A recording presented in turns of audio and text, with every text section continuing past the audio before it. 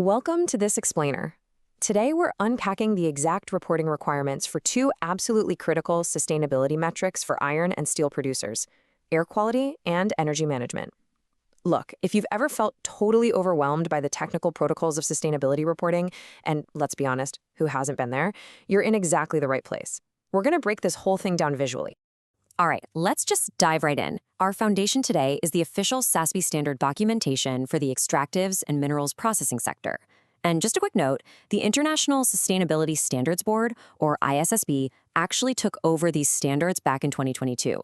They are the globally recognized benchmark right now, and we'll be focusing specifically on the iron and steel producers industry standard. Here's our masterclass syllabus for today. We've got 1. The SASB steel standard. 2. Reporting air quality metrics. 3. The 8 target pollutants. 4. Reporting energy consumption. 5. Fuel consumption breakdowns. And finally, 6. The bottom line. Section 1, the SASB Steel Standard and EMSS Industry Scope. Section 2, reporting air quality metrics, specifically Code EM-IS-120A.1. So before we start really crunching the numbers, just keep in mind who this applies to. Entities producing iron and steel, primarily in mills and foundries. We're talking basic oxygen and electric arc furnaces. Now, what's super interesting here is the shift. Unlike global greenhouse gas emissions, this specific air quality metric is laser-focused on localized public health impacts. And the absolutely crucial point for your reporting unit across all these local emissions, they literally must be quantified exactly in metric tons. You're calculating the actual physical weight of the pollutants released into the atmosphere, not a concentration or some index. Metric tons is your golden rule for this entire section. Section 3, the 8 target pollutants and what exactly to measure. You know, the standard doesn't just ask for some general vague air quality score. It demands absolute precision. To make this a bit more manageable, we're going to categorize the 8 specific air pollutants you're strictly required to report into 2 distinct groups. First up, we have your direct gaseous emissions from stationary and mobile sources. You must report carbon monoxide. Next, oxides of nitrogen, or NOx. But pay close attention here, you have to explicitly exclude nitrous oxide, N2O, from this calculation. Then we have oxides of sulfur, SOx. And finally, non-methane volatile organic compounds. Now, if you're wondering exactly how the standard defines VOCs, it's actually quite specific. It means any compound of carbon that participates in atmospheric photochemical reactions. It explicitly leaves out things like carbon monoxide, carbon dioxide, and methane. But there's a really important caveat here. If your local regulatory definition of a VOC conflicts with this one, you're actually allowed to use the legal definition from your jurisdiction as long as you disclose that source. Okay, moving on to our second group. This shifts our focus away from gases and over to particulates and heavy metals. You're required to track particulate matter 10 micrometers or less in diameter, so that's your PM10. You also have 2 specific metals to track: oxides of manganese, reported as MnO, and lead compounds, reported as Pb. And then the final pollutant on this list is a bit more complex: polycyclic aromatic hydrocarbons.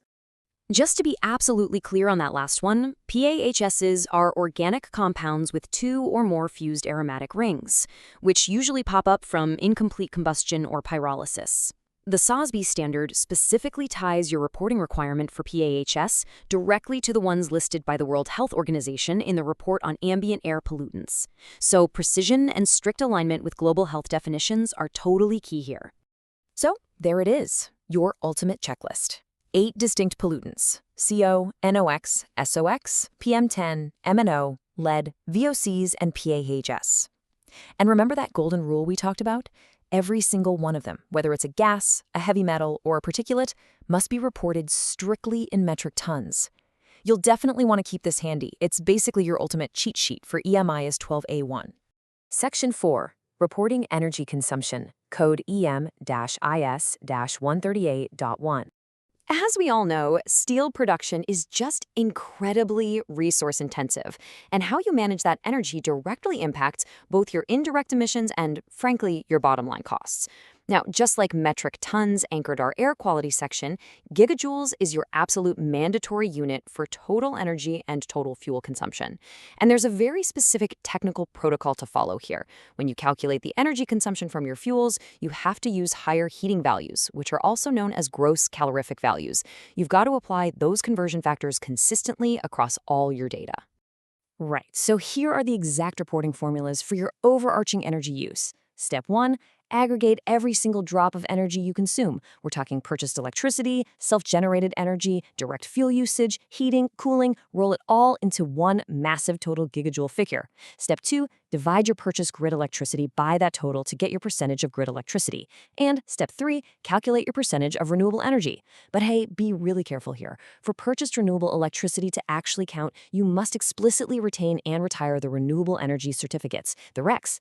You cannot just claim the naturally occurring renewable portion of the general grid mix. Doesn't work that way. Section 5, Fuel Consumption Breakdowns, code EM-IS-130A.2. Shifting gears slightly from overarching energy, we also have to dissect the direct raw fuel that you're combusting on site. Once you calculate your total fuel consumed in gigajoules, and remember, that's based on actual fuel consumed, not design parameters, the standard requires you to report the precise slices of this pie.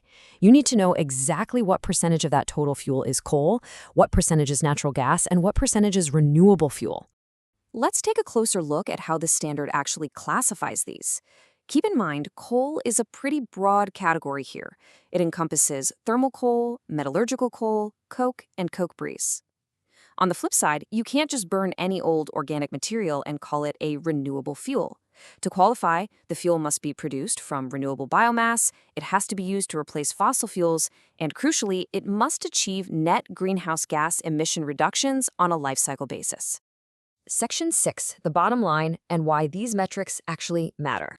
You might be wondering, why obsess over metric tons of manganese oxides or percentage points of renewable gigajoules?